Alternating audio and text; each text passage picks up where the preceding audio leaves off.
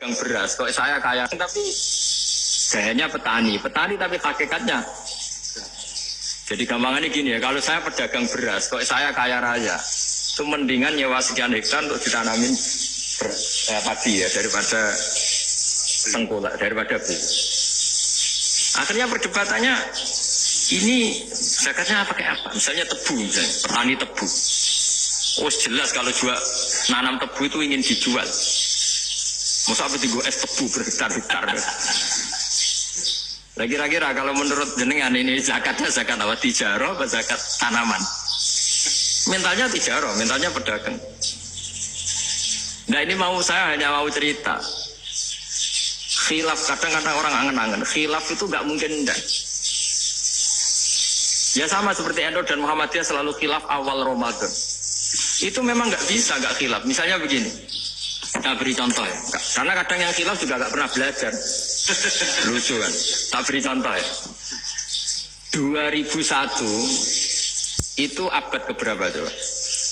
Tahun 2001. Abad 21 abad 20? Abad 21. Jadi meskipun terpaut 1 tahun, padahal abad itu 100 tahun. Nah pikirannya orang-orang Muhammadiyah seperti itu. Hilal kalau sudah melewati garis ufuk, meskipun setengah derajat atau 1 derajat itu sudah ikut bulan berikutnya. Sehingga ya sudah, meskipun sekian derajat sudah dianggap Ramadan. Nah pikirannya orang NU enggak. Harus ru'yah bil fi'li. Itu sebetulnya lagi-lagi sebenarnya enggak masalah NU dan Muhammadiyah, itu di kitab-kitab ya seperti itu. Kita ini enggak biasa goblok ya.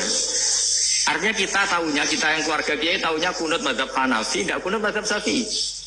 Tapi tahu-tahu ini mazhab NU, ini mazhab itu aneh itu menurut kita ini anggap apa? Mana ada Muhammadiyah jadi mustahid, mana ada NU jadi mustahid. Jadi sebetulnya orang tahu semua lah kalau Abu Hanifah itu tidak kunut, Imam Syafi'i itu kunut. Imam Syafi'i pernah main di masjidnya Abu Hanifah ya tidak kunut, ditanya kenapa tidak kunut? Jenengan itu presiden kunut, tidak sanggup mati Abu Hanifah, dulu biasa aja. Sekarang geger, ya karena tidak punya kegiatan. Sebenarnya itu gak masalah, mulai dulu biasa. Saya teruskan. Nah, menurut mayoritas ulama nunggu ru'yah bil fi'li. Ru'yah bil fi'li itu gini. Mata telanjang bisa melihat karena agama ini menggantungkan perintah itu sama melihat. Kalau kamu tidak melihat itu bagaimana kena hukum? Ibaratnya gini. Pak Rektor datang ke rumah saya, tapi saya nggak tahu. Kena nggak saya hukum harus menghormati?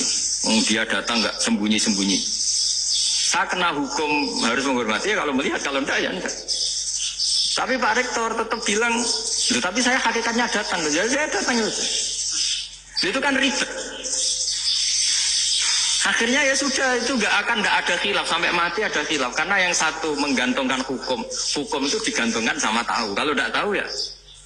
Misalnya baju saya ini hakikatnya ada najis, pas sholat saya tidak tahu. Sholat saya sah apa enggak? Sah. Karena hakikatnya, ya memang saya tidak tahu. Tapi hakikatnya ada najis apa enggak? Ya. Ada. Ya sudah, itu sama-sama masuk akal. Ada lagi khilaf yang senam otak. Fasyamu salah satu ayamin fil haji wa sab'atin idza raja'tum. Singkat cerita ada satu pelanggaran haji yang kata Allah kafarohnya itu puasa 3 hari sama 7 ketika kamu pulang. Idza raja'tum, ketika kamu pulang. Dalam mazhab Syafi'i yang namanya pulang itu yang haji sudah sampai rumah. Di mana-mana pulang itu ya sampai rumah. Dalam mazhab Abu Hanifah enggak. Ketika orang sudah balik kanan dari Arab Saudi, dari Mekah, ya namanya sudah pulang. Misalnya gini, ini Pak Rektor pamit saya, Pak Haris. Gus, Pak Haris mana? Ya sudah pulang kata saya. Padahal sampai pandangan sampai depan. Tapi bagi keluarganya belum pulang. Lalu idza raja'tum ketika pulang itu bahasanya siapa? Bahasa istrinya apa bahasa yang ditamoni? Kamu ditamoni orang, terus kamunya mana? Sudah pulang. Tapi tanyakan istrinya, belum pulang. Khilaf-khilaf gini kok jadi geger itu kan goblok banget menurut saya itu. Jadi biasa.